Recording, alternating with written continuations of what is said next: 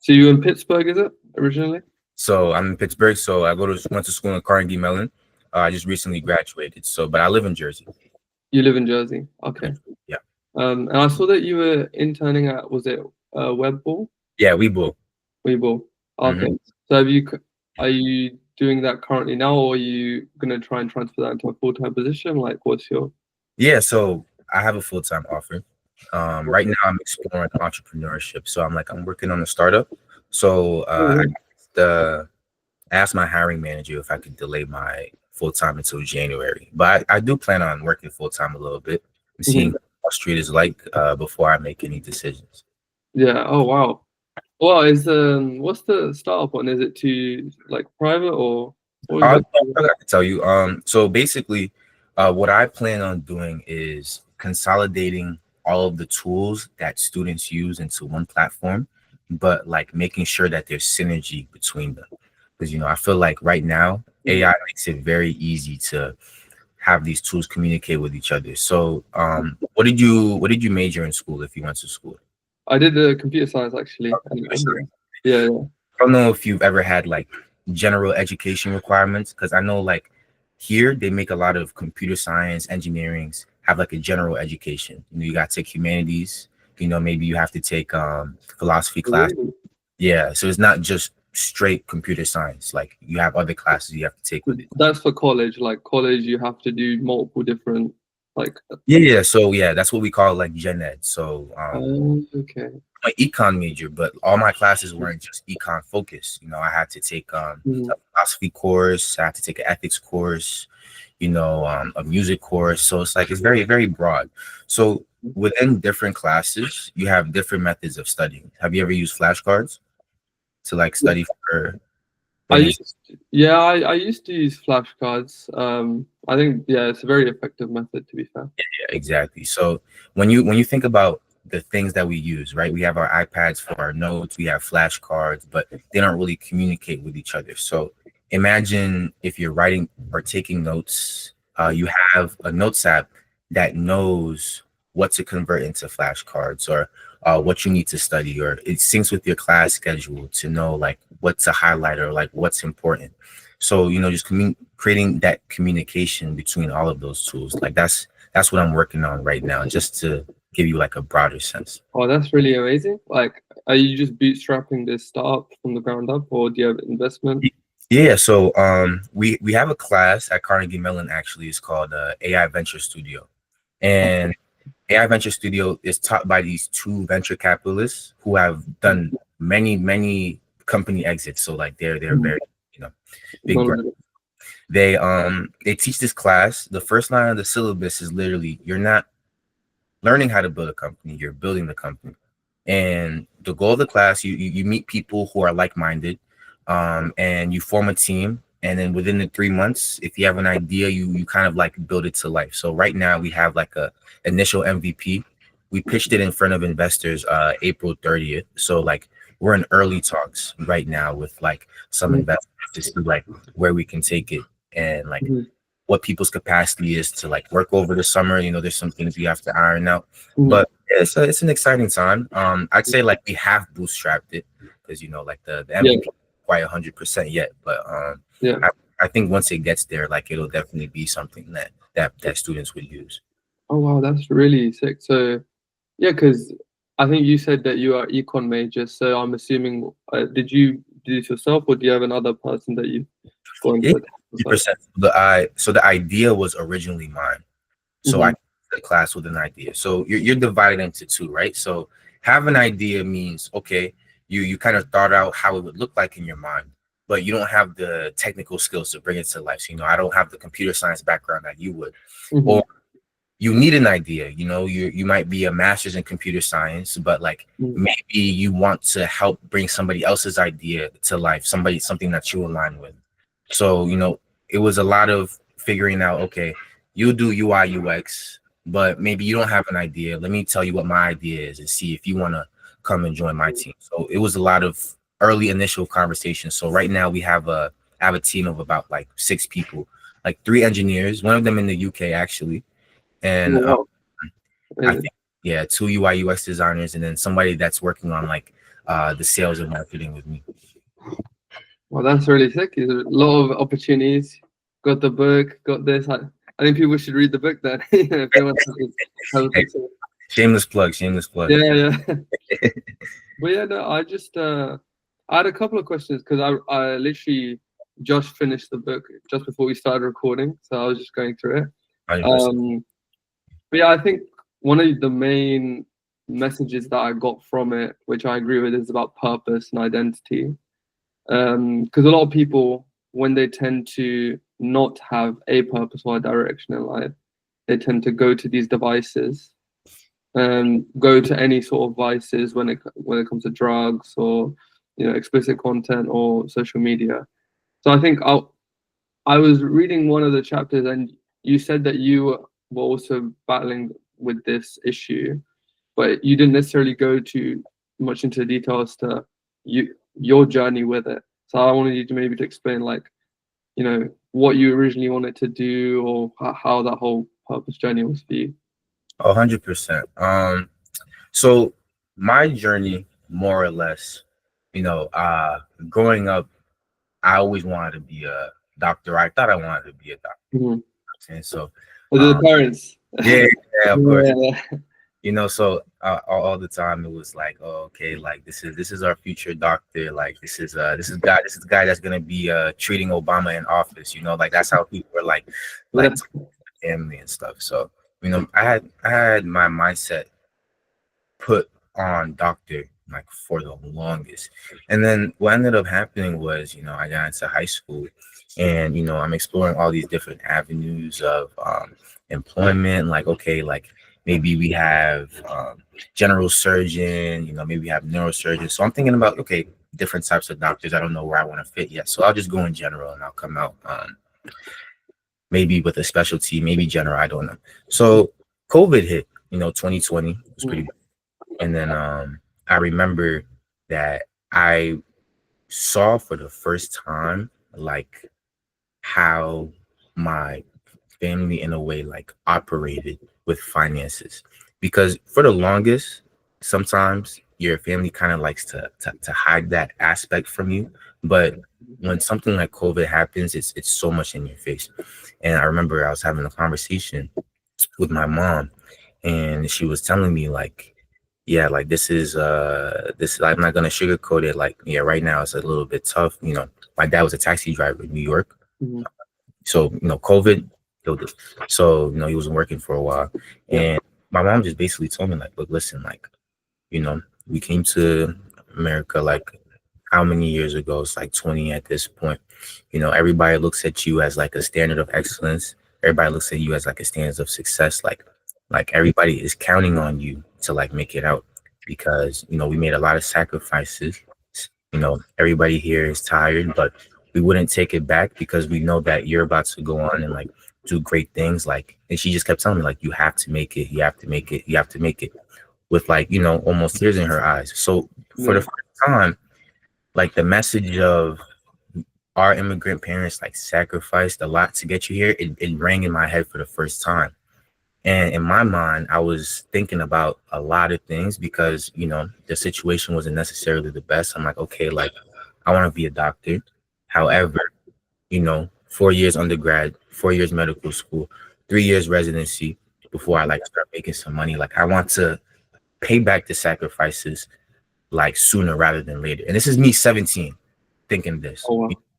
So I'm like, okay, like I wanna let me see if I could pivot a little bit and maybe like come back to this later. So like I made a decision.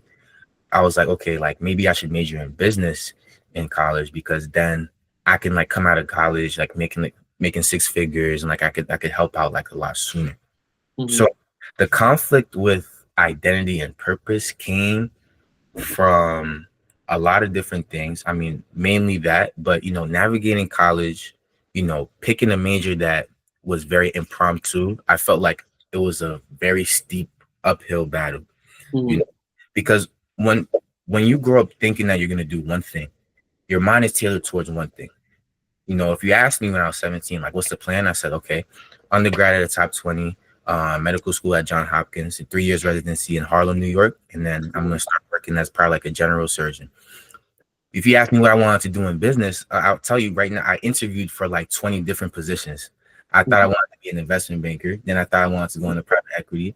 Then I thought I wanted to do a startup. Then I went back to investment banking. Then I did private equity again. Then I did private credit. Then it's just, it Yeah. was so many different places I was interviewing. And I'm like, man, I really don't know like what I want to do for real. And it's like, it was racking my brain. But I think like the moment of clarity came like maybe after my third year in college. I tried a lot of different side hustles. Some of them succeeded, and then some of them failed. And then I realized like, what was I really motivated by when I said that I wanted to be a doctor? What was I really motivated by when I wanted to, pivot into business? And I think the core of it came from freedom, the freedom of choice, the Mhm. freedom to be able to do what you want to do when you want to do it. And I feel though that type of autonomy would help me do the things that I want to do. Like, for instance, maybe take this book and turn it into a series, go around the world, talk, inspire, motivate people, write more books, Mhm. inspire more people, maybe start a YouTube channel, just do the things that we want to do that we otherwise can't, because sometimes a 9 to 5 confines us Mhm. with within that day, if that makes sense.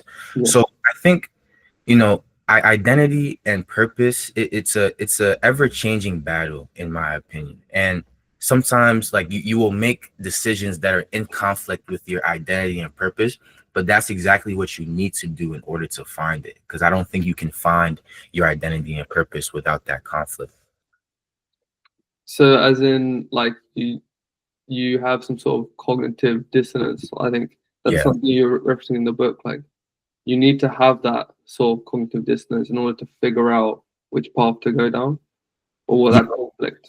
I so it is somewhat necessary. I mean, there are definitely some people who can find their identity and purpose without, but I feel as though like a lot of change comes from uh somewhat of like a struggle, no matter how big or no matter how small. I Mm, just give you one example of like how like my identity and purpose was conflicted, but I can give you another one. Coming into Carnegie Mellon University was like um it was the first time that I felt like I was surrounded by people like me, if that makes sense. mhm, So it was a lot of navigating conflicts of identity there, because a lot of people are so different, but within specific groups there is an idea of like how you're expected to be and how you're expected to behave. And when you go into a space, you just want to make friends, make sure your experience is great. So a lot of your early years is trying to figure out, okay, like um can I be myself in these certain spaces, or do I have to mm, change myself a little bit in order to conform? Right. mm, That is a conflict that I feel like a lot of my friends have gone through as well. And that is also something that I feel like we all had to go through in order to realize that on the other side, it's always better to be yourself and embrace the people that accept you, and just do away with the people that don't want to be in your space. mhm, So I think yeah, you call it cognitive dissonance. I would definitely say like that's the right way to say it. But I would just say it's a part of life, and you just have to learn how to embrace it and then come out the other side stronger. mm. Yeah, no, I 100% agree with that. I think I very much so relate to this like story of immigrant parents, same as me. Came when I was 3 years old to Mm. UK. You know, my parents are actually doctors, so the pressure. You understand? Yeah, I do definitely understand. But I think that the way my parents went about it was slightly different. They said not to be a doctor, funnily enough, because they know what it's like, and the reality is you're not going to be making good money until your mid 30s to late 30s, early 40s, and it's just a struggle. It's a lot better in America, the payouts and everything like that, but in the UK, it's just a very big struggle. But I wanted to talk about I think you said something about you had some success with your side hustles as well. Like, oh, like tell me briefly about that period of your life. Yeah, so I feel like any teenager or like any teenager like young adult here in America has always Googled like, oh, like top side hustles to make money in 2023. So Yeah, not just America, bro. yeah, and then like you start falling down like the drop shipping rabbit hole, Yeah. and look watching all these shipping YouTubers and stuff like that. So like I did like you name it, I did it.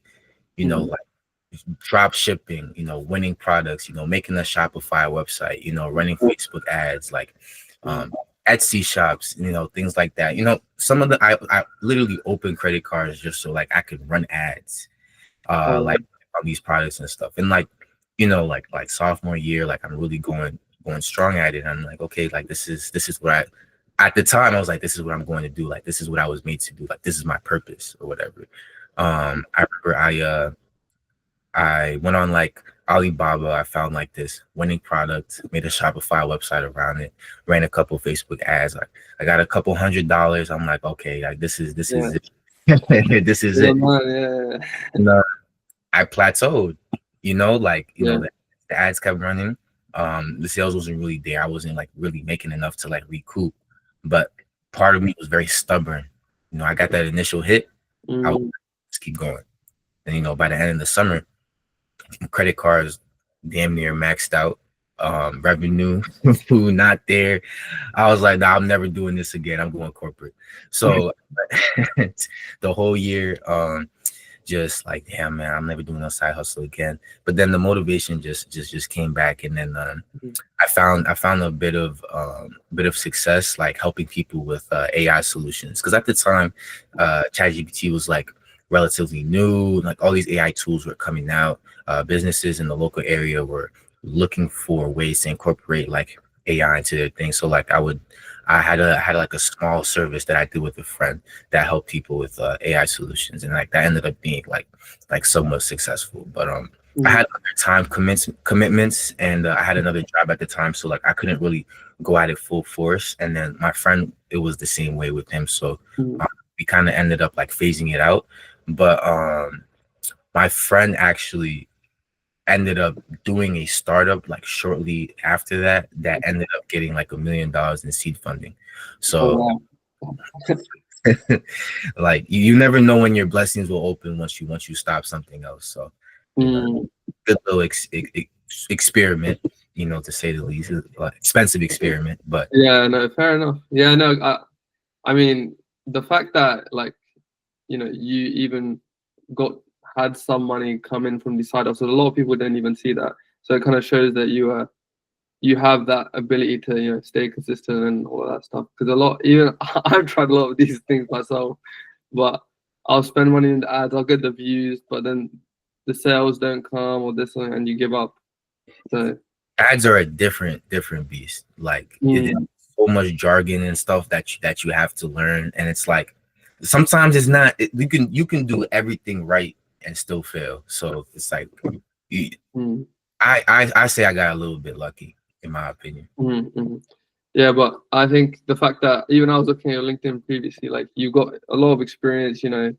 I think you worked at Apple as well, got a little internship there. You got like, the CV is looking good. So it seems like you still put in the work. So I try. that's especially in this job market. Like I don't know how US is, but for UK it's very cooked right now. To say the least.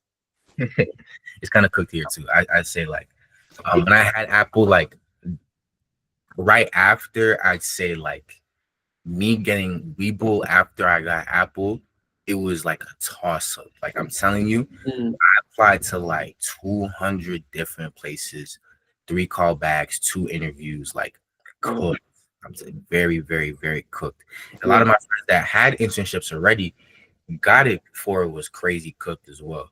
So mm, I think it was a bit of luck there as well. It was a LinkedIn quick apply. I said it wouldn't hurt. Through my resume, they gave me a call literally the day after. Hey, I see you applied to our job on LinkedIn. We saw your resume; it's very impressive. And I was like, wow, LinkedIn quick apply is not a scam. Like that's I quick applied and I got the job like the next week after like 2 interviews. I was like, Oh man, wow. good luck. So yeah, it's crazy. It's crazy over here. Yeah. A little better now than it was like last year, but Hmm. still not that great. Hmm. Yeah. Yeah. I think like the most you can do really is just keep applying and keep putting your foot forward after the next, because can't really control the outcomes of these things. Yeah.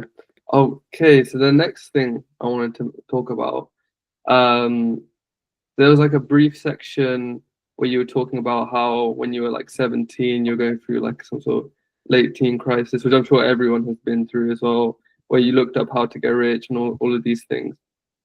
And, what is your necessarily opinion on like the whole red pill space? Because I know briefly you mentioned you initially watched the content, then you went over to Abba and Preach, and they kind of gave you better perspectives. But like, how would you say that's evolved, and what is your perspective on it now? Yeah, so red pill space. I remember it was COVID. Yeah, I was 17. No, I was 16 turning 17. And Mm, around that time, like school was shut down. Everybody was home. And I'm just sitting there. I'm like, yeah, I'm going to college next year. Like, mind you, around this time, I was still thinking like I was gonna go to college, like be a doctor, all this other stuff. mm, And I'm sitting there. I'm like, yeah, man. Like, what is my life? What is my life like for real? It's like it's crazy that you're saying that at 16. Like you just feel like you don't have that much life left ahead of you, yes, but yeah, yeah. it's the thoughts were there like nonetheless, and I feel like my Mm, friends were thinking the same thing too. mm, And it was like lockdown. It was crazy. Like COVID, a lot of people lost friends during COVID because I don't know, like I just feel like people just wanted to bring up beefs that just didn't need to be brought up. So a lot of people were just like losing friends left and right, like me included. So it just felt like everything was crashing down, literally in the world and like personally. So I was like, mm, I need to get on like self-improvement, like I need to better myself. So like I'm on YouTube, literally doing ab workouts every day. I mm, had um I had these little IKEA bags. Like these IKEA bags are like big blue bags. Like you can put a lot of stuff in them. yeah, So like I can't go to a gym, so I gotta improvise. So I took like water bottles. I filled them mm, up like 2 water bottles. I put like 20 in each bag and I'm just lifting yeah. them like this. More like prison workout. This workouts, I'm telling you, what like white wife beater, Yeah. just lifting the bags. I got my earbuds in and like like nobody could tell me anything at the time. And then I remember like I saw a video that popped up on my explore page on YouTube, like how to get rich in your 20s or like how to stay disciplined or something like that. And it was from like a red pill YouTuber. So I sat there and I watched it, and then I was like, wow, like this stuff is like really speaking to me. Mm, Like I feel heard for like the first time. Like this is what I actually needed. And then I remember just going down the rabbit hole, like that specific YouTuber, clicked another video, watched it, clicked another video, watched it. I'm like, okay, like I could get behind this. So every night, like I made it a routine, like, okay, I'm gonna start working out, I'm gonna start exercising, I'll put this guy on my TV, I'm gonna listen to what he has to say, like kind of like a mm, podcast. So I'm lifting mm, up weights and I'm hearing him talk, like, as a man, you have to have discipline. As a man, you have to have money in order to make it in this world. And I'm like, yep, 100%. Yep. Mm-hmm. And then as I'm going through these videos, I'm like, man, like I haven't heard a miss yet. And then I remember I started pivoting into like these videos with where they talk about women mm, and like how to get them and like how to mm, court them and the third. And I remember mm, this guy, he's just sitting in his car, and then he's just like, I'm just like, ignored it like the expletives. He's just like, yeah, and like sometimes you just gotta look at a girl and just tell her to shut up, and she'll respect you as a man. I don't know if I agree with this one. Okay, I Um, don't know about that one. Yeah, no, I don't know about that one. And I yeah, was glad enough as like a 17-year-old, I had enough perspective to say, I don't think I agree with that one. I can't say the same for all the other people that watched it. yeah, But the content kind of started evolving into that as I started watching more, and like a lot of Red Pill YouTubers, I felt like, started to adopt this mindset of just like, nonchalant, like, you gotta be rude and like mysterious as a man, like be devoid of like all this personality in order to get women, and it started getting into hustle culture, which at the time I thought was the way to make it. However, I feel as though, you know, this is hindsight speaking, 2020, going to college, seeing a lot of these different people explore these different passions outside of work. I realized that there's more to life than a hustle. The hustle that these red pill YouTubers, so to say, like to portray.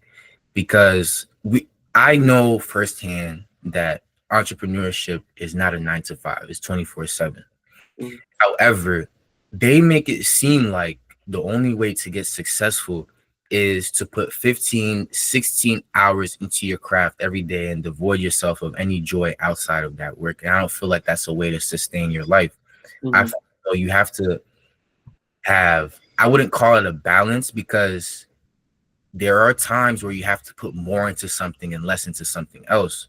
But don't devoid yourself of the things that bring you happy. Don't devoid yourself of the things that make you that bring you joy, because we kind of underestimate, or like overestimate how much time that we'll really have once we're like really established. Because there are certain things that you can really only do like in your young 20s and experience and there are certain things where if you start now, it'll make you so much of an interesting person in the future.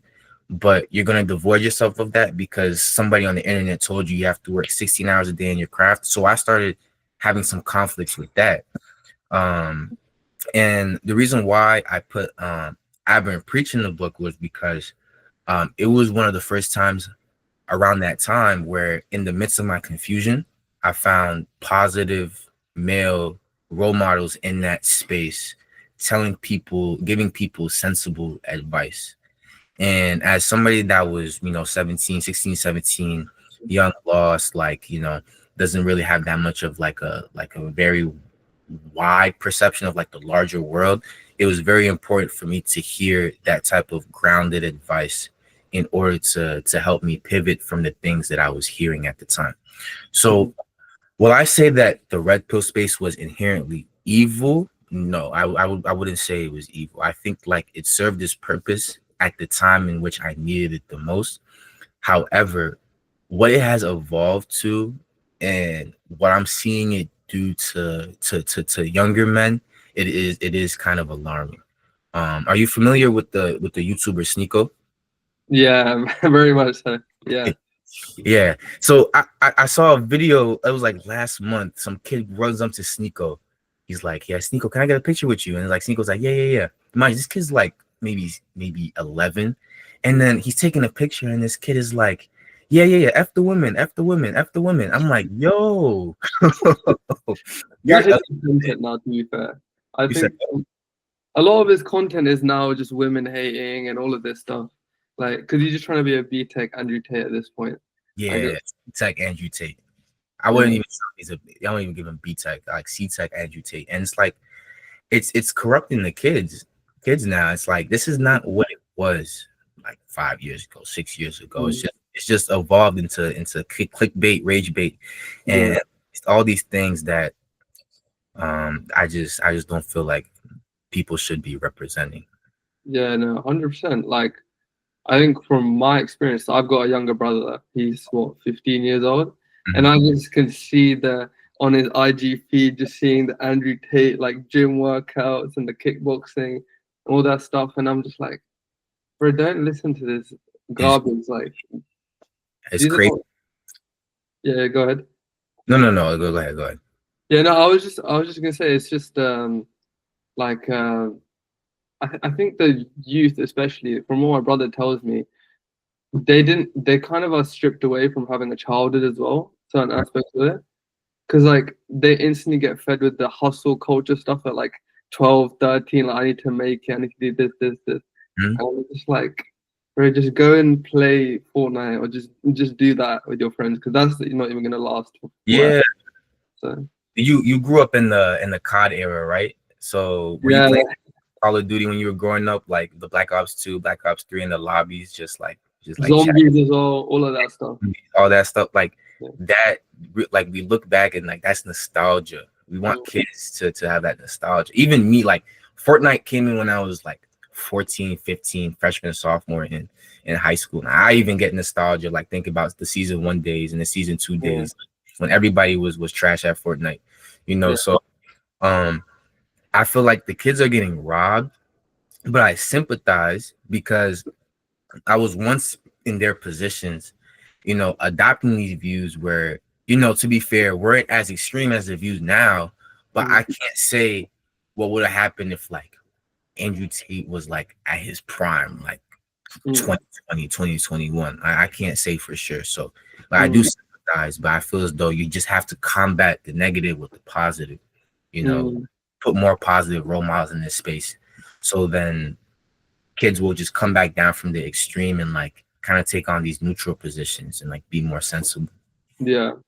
I think there was another influencer I read, you know, Taekwondo as well, because I I watched a lot of his content back in the day. Not so much now, but I think when he used to do his philosophy stuff and everything like that, I found that very interesting. Like, what was your experience been like? Why did you like him? What exactly drew you to him?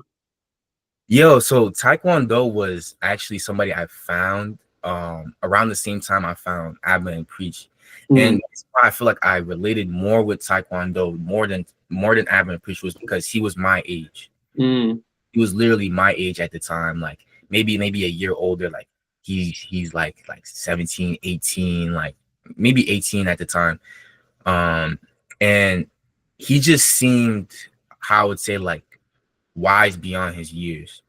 mm, And I grew up in the inner city, like just like him. It was probably rough around his, and I can't lie, yeah. but like I understand what it's like to have these experience like certain experiences earlier than most people because you grew up in the inner city, and I feel as though like that shaped his views and his philosophy, like going into YouTube, um and sharing these experiences in a wise way. Because I'll say that I know people that have probably gone through more than him in his life, but there are certain people that just know how to articulate their experiences and Mm, people to receive them. And I feel like he was one of those people.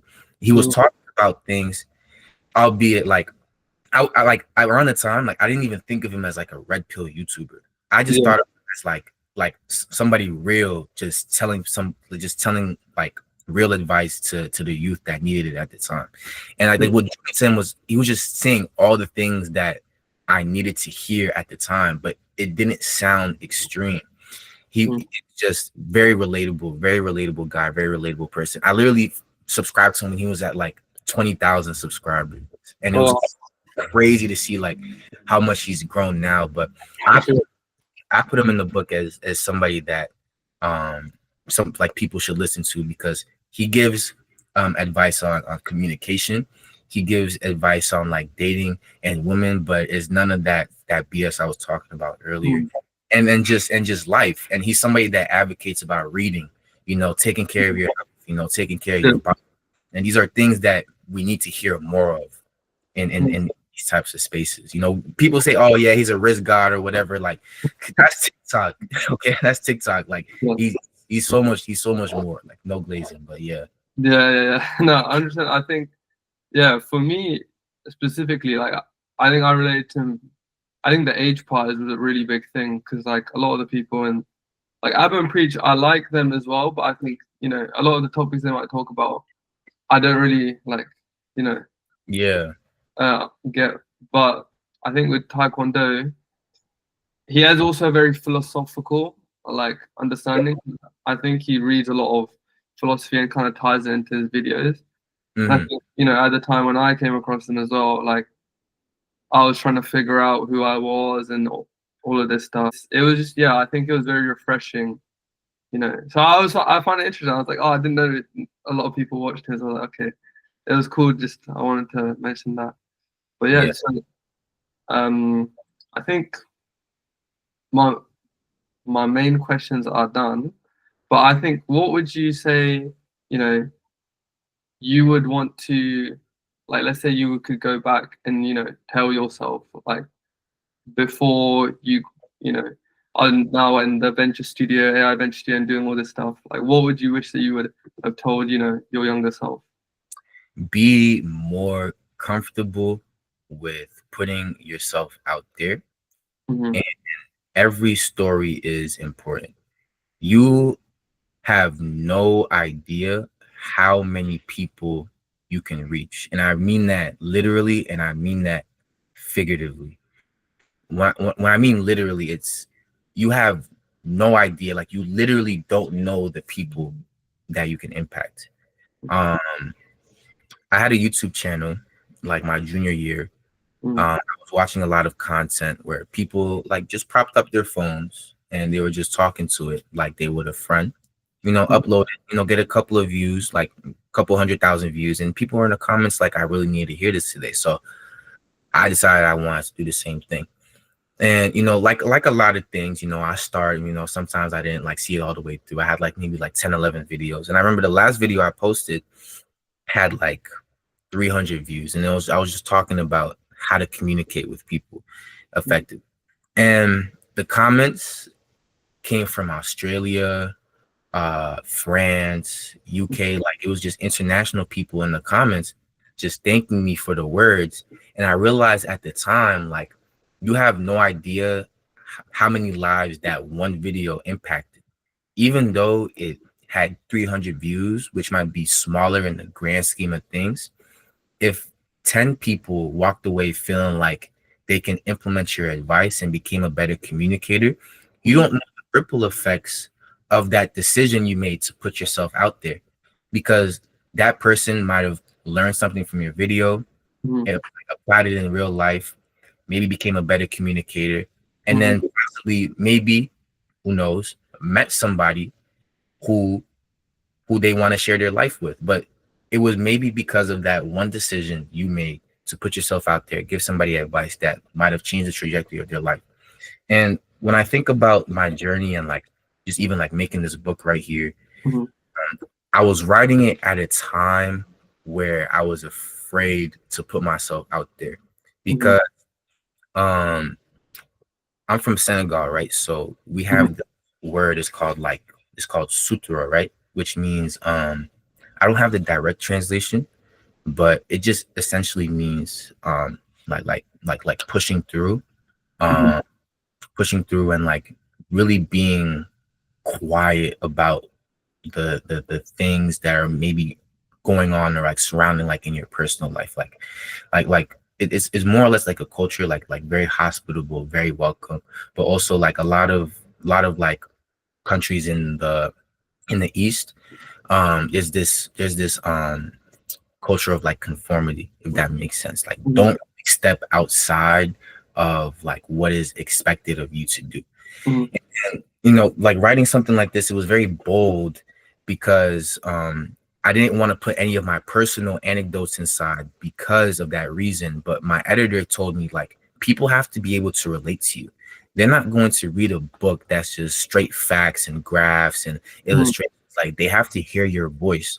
So like reworking it, I was writing all these personal anecdotes, like being a little bit scared, like, oh, I've never talked about this with my mom. I never talked about this with my uncle. I never talked about this with my cousin. So like Hmm. a lot of these anecdotes, it's going to be the first time reading it, or hearing about it is going to be through this book. And that's Hmm. scary. However, um, the reception that I got after I published, the people coming up to me and saying like, hey, like, look, listen, like, you know, it's crazy that you were able to do this at a young age. Like, I literally went to the art store and I picked up a canvas and started painting because I realized like I have to chase my passions now.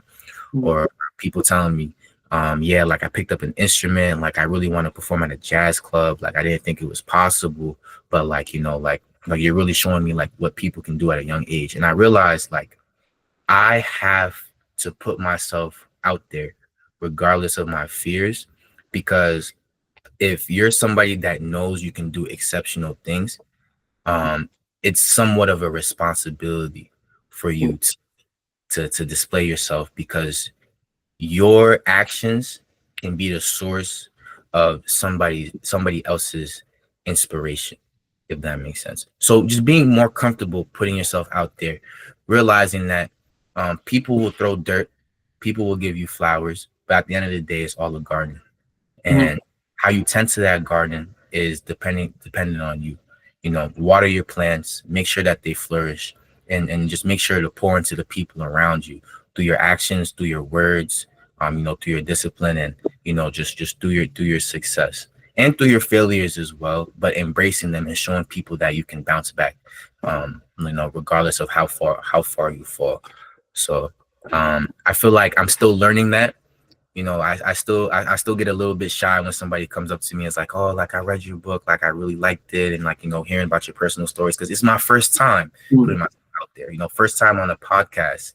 You Yeah. know, and it's something that I feel like I'm going to get comfortable with, but I just have to keep telling myself, you did a good thing. You're here for a greater purpose. This is what you're meant to do, and just being more comfortable stepping into that. Mhm. Yeah, 100%. Yeah, I think that's a great message. I think I don't really have any more questions per se. I think I I want I want you to plug as much as you can. So plug away. Say where can people reach you, what platforms, everything like that. Hey, so you can reach me at my email. So that would be PAPEDIOP business at gmail.com. I respond to all emails. I have a Substack where I write about like personal anecdotes, things that go on in my life, but creatively, because I want to get better at creative writing. So it's just literally, my Substack is literally I get paid. So I so I get, and then just my first name, PAPE. So and then from there, I have a YouTube channel I'm going to start posting very soon. If you just go to YouTube and you type in my first name, PAPE, and then uppercase PKD, you can watch some of the videos that's coming out soon. I'm probably going to make a series about this book. Just trying to get better at editing right now.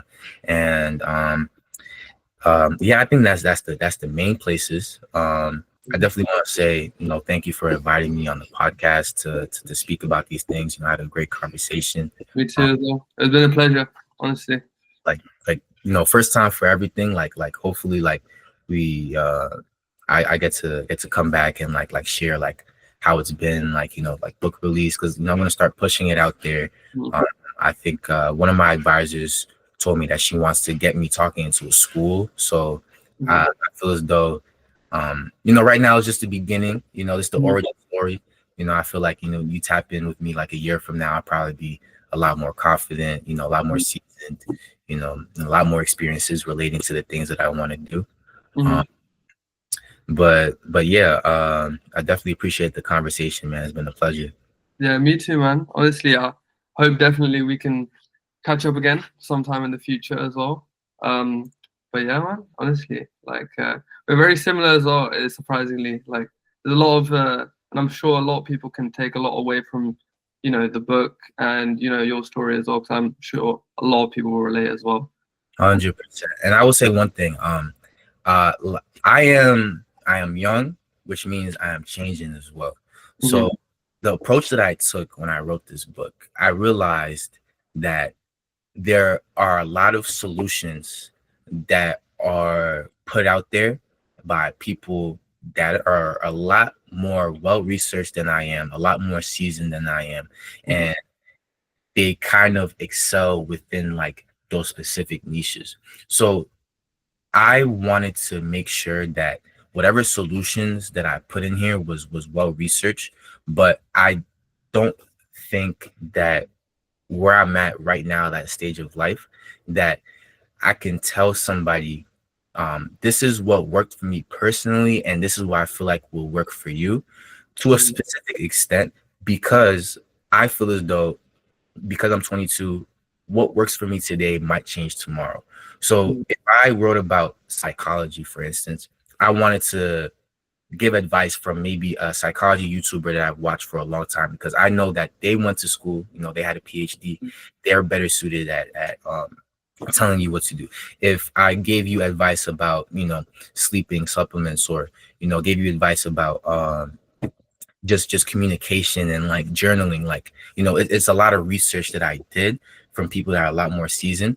I think the main thing I want to say is I don't touch on a lot of things that are new in this book.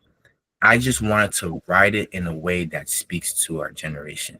You know, I've had a lot of people say, you know, I don't really read books, but like, you know, I was able to like go through your book like very easily. And like, that's the goal. I want people to pick up a book, go through it and feel a sense of accomplishment reading it, but hearing it in a tone of voice that is relatable to us, you know. So, I thank you for giving me the platform to be able to share this with everybody and like potentially like impact more people as I continue on this journey. So Hopefully, man. Yeah, I'm wishing you all the best. I can see, you know, you got a very bright future ahead. You know, you've already done quite a lot of things. So, you know, I'm Muslim, so I would say, inshallah, God willing, inshallah, you get a lot of blessings coming your way. But yeah. inshallah, amen to that, brother. Yeah, but definitely, we'll definitely catch up. But yeah, you'll see me in the LinkedIn DMs maybe sometimes. Yeah, for sure. And let me know where I could reach you socially. You know, you say you have a lot of social platforms and stuff like Oh yeah, sure, perfect. What, Instagram or WhatsApp or yeah, I can definitely. I'll just bring them to you. My Instagram is just my name, so Diane_Mirza. If we can connect on there. Do you Snapchat by any chance as well? Or? Yeah, I'm on there sometimes. Yeah, I can send it to you right now if you want. Yeah, for sure. For sure. You can just send me everything, like, you know, like a follow-up message. Yeah, I'll send you up on LinkedIn or something like that. I'll add platforms for sure. Okay. I'll let you get on with the rest of your day. Thank you for taking the time to speak to me as well. It's been a pleasure. I'll let you know when it's released and edited and everything like that. And sure. Yeah, that's All it. Right. Thank you, Dan. You have a good one. Appreciate it.